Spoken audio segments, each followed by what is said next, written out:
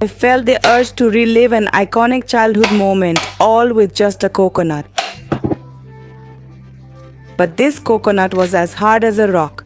I looked at it and said, let's see who wins. In the end, I won, of course. I removed the shell and washed it well, as this coconut needed to be spotless for what was coming.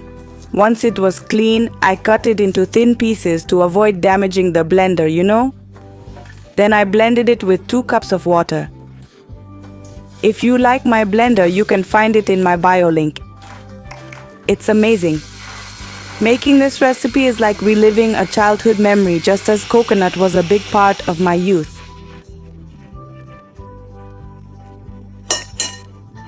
I strained everything well with my hands. Yes, with my hands. Don't judge. It's how you get the most extract. Pro tip, don't toss the pulp. Your plants will love it. But this time we'll just need coconut milk, which we'll put on the stove. This is where the magic begins. I added a cup of sugar. Yes, a whole cup. I'll explain why later. Now for the trick, I squeezed in a lemon. Why? Because lemon is coconut's best friend.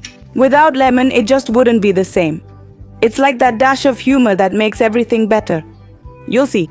We stir a bit, then cover it to let it set. This takes time, about 15 or 20 minutes. Patience is key here, but I promise it's worth it. Once it caramelized, I took it off the heat and let it cool a bit. While cooling, I greased the container with oil and poured in the coconut caramel. It takes time, but I've got a trick you'll love. I put it in cold water in the sink, cooling it in half the time. Isn't that brilliant? When it hardened, I oiled my hands and slowly spread it out. It should be this firm. Look how beautiful. Making this recipe took me back to my childhood, buying these on the streets. I went to a board and sprinkled 2 or 3 tablespoons of powdered milk. This is key. I placed the caramelized coconut mix on top and spread it evenly. I cut it into small strips, and this is where the excitement begins. How will this turn out? You might wonder. Well, it's an appetizer worthy of any family gathering. Once cut, I put them in a food container with more powdered milk. Time to shake it up. This will keep them separated.